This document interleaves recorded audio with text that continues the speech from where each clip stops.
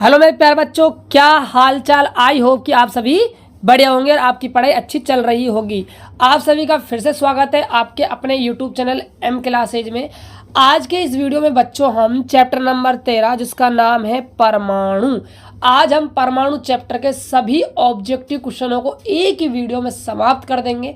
बच्चों ये वीडियो आप सभी के लिए काफ़ी ज़्यादा इम्पोर्टेंट है, क्योंकि ऑब्जेक्टिव जो क्वेश्चन है आपके एग्जाम में वो 35 नंबर के बच्चों आपके ऑब्जेक्टिव क्वेश्चन आते हैं। इसीलिए हम हर चैप्टर वाइज आपको ऑब्जेक्टिव क्वेश्चन करवा रहे हैं।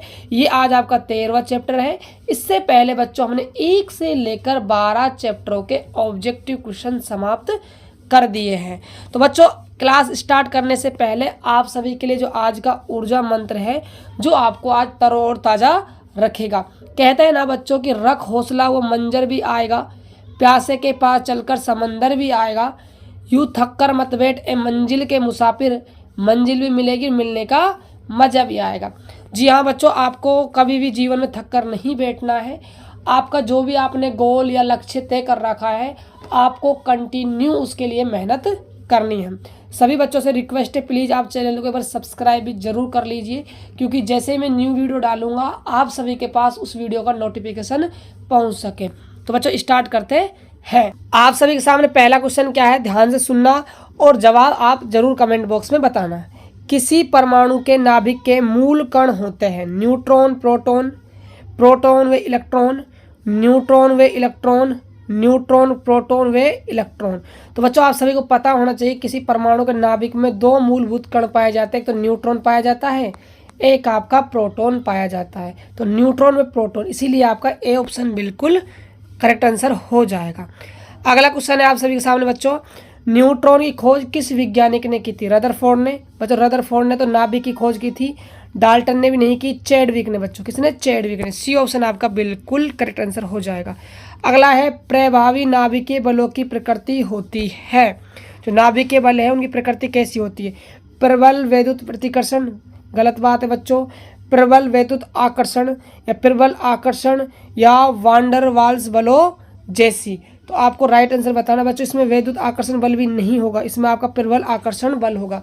आप सभी ने बच्चों पढ़ा होगा कि जो बल होता है नाभिकीय बल वो गुरुत्वाकर्षण बल की तुलना में 10 की पावर 39 गुना ज़्यादा पावरफुल होता है, इसीलिए आपका प्रबल आकर्षण बल आ जाएगा। अगला क्वेश्चन है, किसी नाभिक के लिए प्रति न्यूक्लियन बंधन ऊर्जा का मान सर्वाधिक होता है? किस नाभिक के लिए?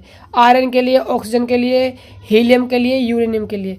बच्चों मैं आप सभी को बता दूं, जिस भी प्रति न्यूक्लियन बंधन ऊर्जा जिस भी नाभिक के लिए ज़्यादा होगी वो नाभिक सबसे ज़्यादा स्थायी होगा।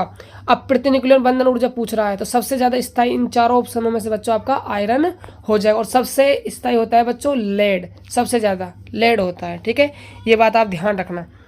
अगला क्वेश्चन है आप सभी के सामने 5वां, रदरफोर्ड ने स्वर्ण पत्र से एक्स कणों के प्रकीर्णन द्वारा परमाणु में नाभिक के अस्तित्व का सिद्धांत दिया। नाभिक में पर था तो नाभिक पर कौन सा आवेश पाया गया बच्चों? धनात्मक आवेश, ऋणात्मक आवेश, कोई आवेश नहीं, धन व ऋण दोनों आवेश प्रकार के आवेश। तो बच्चों आपका नाभिक कैसा आवेश है? धनात्मक आवेश। ए ऑप्शन आपका बिल्कुल ठीक हो जाएगा। अगला क्वेश्चन है, नाभिक के संलयन में उत्पन्न ऊर्जा कहलाती है। तो नाभिक के संलयन में जो ऊर्जा प्राप्त होती है वो कौन सी ऊर्जा कहलाती है? यांत्रिक ऊर्जा? नहीं बच्चों। परमाणु ऊर्जा? बिल्कुल नहीं। ताप नाभिकीय ऊर्जा। बच्चों क्या हो जाएगा आपका? सी ऑप्शन हो जाएगा, ताप नाभिकीय ऊर्जा। अगला क्वेश्चन है आप सभी के सामने, निम्न पदार्थ विखंडन को नियंत्रित करता है। तो इन 4 ऑप्शनों में से कौन सा ऐसा ऑप्शन है जो नाभिकीय विखंडन की क्रिया को क्या करेगा बच्चों? कंट्रोल करेगा। भारी नाभिक, ग्रेफाइट, केडियम, बेरिलियम ऑक्साइड। तो बच्चों आपको जो केडियम की छड़ होती है वो कंट्रोल करती है विखंडन अभिक्रिया को। अगला क्वेश्चन है आपका 8वां, द्रव्यमान की संख्या में वृद्धि होने पर नाभिक से संबंधित कौन सी राशि परिवर्तित नहीं होती? द्रव्यमान, आयतन, बंधन ऊर्जा, घनत्व।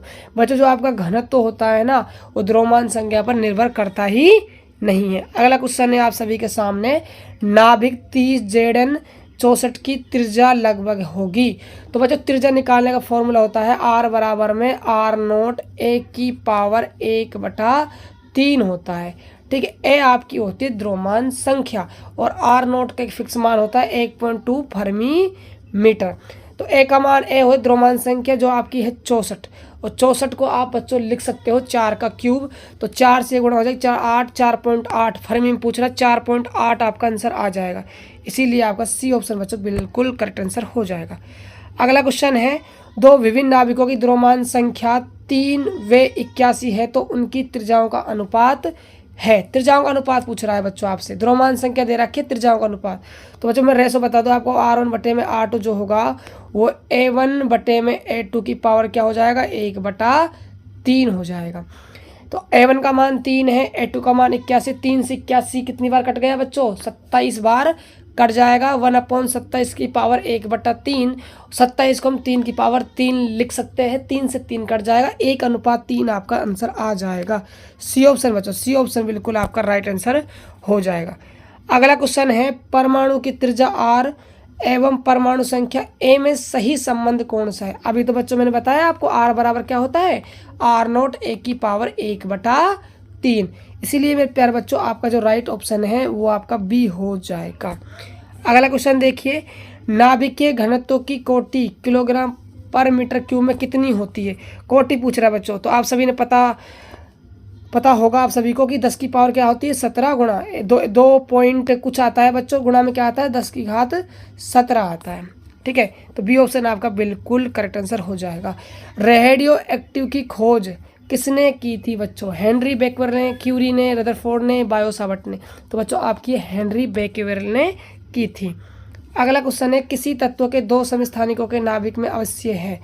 बच्चों 2 समस्थानिक के नाभिक, समस्थानिकों में क्या संख्या समान होनी चाहिए, परमाणु क्रमांक। परमाणु क्रमांक से मतलब क्या होता है, प्रोटॉन की संख्या समान होनी चाहिए। बी ऑप्शन आपका करेक्ट आंसर हो जाएगा। अगला क्वेश्चन है, द्रव्यमान ऊर्जा के समतुल्य है, सही संबंध क्या है। ई बराबर बच्चों होता है आइंस्टीन समीकरण से, ई बराबर mc²। तो देख लीजिए आपका सी ऑप्शन बिल्कुल करेक्ट आंसर हो जाएगा। अगला क्वेश्चन में प्यारे बच्चों आप सभी के सामने, नाभिक के मिलने और नए नाभिक के बनने और ऊर्जा के मुक्त होने की घटना को कहा जाता है। क्या कहते हैं बच्चों, ये आपको बताना है। नाभिक के संलयन, नाभिक के विखंडन, श्रृंखला विक्रिया, तुरंतवारण। बच्चों ये आपकी नाभिक के संलयन होती है, जब 2 या 2 से अधिक नाभिक मिलकर भारी नाभिक का निर्माण करते हैं, ऊर्जा मुक्त होती है, वो आपकी नाभिक संलयन रिएक्शन होती है। अगला क्वेश्चन है, निम्नलिखित में से सबसे स्थायी कौन है। सबसे स्थायी बच्चों आपका क्या हो जाएगा, Fe56 आयरन आपका हो जाएगा। अगला क्वेश्चन क्या है देखिए, 2 परमाणुओं के परमाणु क्रमांक भिन्न भिन्न परंतु परमाणु भार समान है, वह परमाणु होंगे। परमाणु भार बच्चों समान है, परमाणु क्रमांक अलग अलग है, तो वो आपके क्या होते हैं, समभारिक होते हैं। बी ऑप्शन आपका बिल्कुल करेक्ट आंसर हो जाएगा। अगला क्वेश्चन है, प्रतिन्यूक्लियन बंधन ऊर्जा के मान में वृद्धि करने पर परमाणु के स्थायित्व पर क्या प्रभाव पड़ेगा, घटेगा, बढ़ेगा, अपरिवर्तित रहेगा, इनमें से कोई नहीं। बच्चों आप एक बात ध्यान रखना, यदि आप जब डेल EBN का मान बढ़ाते हो, प्रतिन्यूक्लियन बंधन ऊर्जा का मान आप बढ़ाते हो, तो हमेशा जो नाभिक का स्थायित्व है परमाणु को, वो हमेशा आपका बढ़ेगा, इसलिए आपका बी ऑप्शन बिल्कुल करेक्ट आंसर हो जाएगा। 1 U 1 mu में कितनी ऊर्जा के तुल्य है। तो बच्चों आप सभी ने देखा होगा 1 mu में कितनी ऊर्जा होती है, 931 मेगा इलेक्ट्रॉन वोल्ट होती है, इसलिए आपका ए ऑप्शन बिल्कुल करेक्ट आंसर हो जाएगा। सबसे भारी स्थायी तत्व कौन सा है बच्चों, सबसे भारी पूछ रहा है। हालांकि आयरन दे रखा है बच्चों, मैंने आपको बताया था आपको लेड सबसे भारी है, लेड है ऑप्शन में, तो लेड को टिक करना है, तो लेड है बच्चों, इसलिए आपका ए ऑप्शन बिल्कुल ठीक हो जाएगा। अगला क्वेश्चन है, 90 थ्योरियम 230 के एक परमाणु में न्यूट्रॉन की संख्या होगी। बच्चों न्यूट्रॉन निकालने का फॉर्मूला होता है कि द्रव्यमान संख्या में से परमाणु क्रमांक को घटा दो, तो 230 में से आपको क्या घटाना पड़ेगा, 90 घटाना पड़ेगा, ये आपका 140 आ जाएगा। पी ऑप्शन आपका बिल्कुल करेक्ट आंसर हो जाएगा। परमाणु क्रमांक है, नाभिक में न्यूट्रॉन की संख्या, अल्फा कणों की संख्या, नाभिक में प्रोटॉन की संख्या, इनमें से कोई नहीं। बच्चों याद रखना, जो परमाणु क्रमांक होता है वो हमेशा प्रोटॉन की संख्या के बराबर ही होता है, इसलिए आपका सी ऑप्शन बिल्कुल करेक्ट आंसर हो जाएगा। हीलियम परमाणु की सही रचना है। हीलियम का नाभिक होता है बच्चों 2He4, 2 तो होते हैं प्रोटॉन, 2 प्रोटॉन। चलो बच्चों ए ऑप्शन तो आपका कट हो जाता है, ठीक है। द्रव्यमान संख्या 4 है, द्रव्यमान संख्या कोई ऑप्शन दिया नहीं। न्यूट्रॉन आपके कितने हैं, 2, तो न्यूट्रॉन बच्चों यहाँ भी 2 है, यहाँ भी 2 है। इलेक्ट्रॉन देख लेते हैं, इलेक्ट्रॉन निकाले जाते हैं बच्चों परमाणु क्रमांक में से, परमाणु क्रमांक जो होता है उसमें से आवेश घटा देते हैं। परमाणु क्रमांक और आवेश आपका 0, 2 माइनस का 0 यानी कि 2, तो इसलिए आपका सी ऑप्शन बिल्कुल करेक्ट आंसर हो जाएगा। अगला क्वेश्चन है आपका 25वां, जिस प्रक्रिया द्वारा एक भारी नाभिक लगभग समान द्रव्यमान वाले दो हल्के नाभिकों में विभक्त हो जाता है उसे कहते हैं संलयन, विखंडन, प्रकाश प्रभाव, रेडियो सक्रियता। तो ये बच्चों आपके विखंडन की अभिक्रिया होती है जब दो या दो से अधिक भारी नाभिक टूटकर हल्के नाभिकों में डिवाइड हो जाते हैं। तो बच्चों आपने देखा चैप्टर नंबर 13 के 25 मोस्ट ऑब्जेक्टिव क्वेश्चन को हमने एक ही वीडियो में समाप्त कर दिया है। बच्चों अब सिर्फ आपका फाइनल जो चैप्टर बचा है ऑब्जेक्टिव क्वेश्चनों का वो आपका चैप्टर नंबर 14 बच गया है। इसके बाद हम बच्चों चैप्टर वाइज आपको इंपॉर्टेंट सब्जेक्टिव क्वेश्चन करवाएंगे और साथ के साथ आपको हर चैप्टर वाइज न्यूमेरिकल क्वेश्चन भी करवाएंगे। तो आप सभी बच्चे ये बताना आपको ये वीडियो कैसी लगी। यदि आपको वीडियो अच्छी लगी हो तो हमारे चैनल को सब्सक्राइब कर लेना ताकि आने वाली वीडियो की नोटिफिकेशन आप सभी के पास पहुंच सके। तो मिलते हैं नेक्स्ट वीडियो में, तब तक के लिए जय हिंद जय भारत।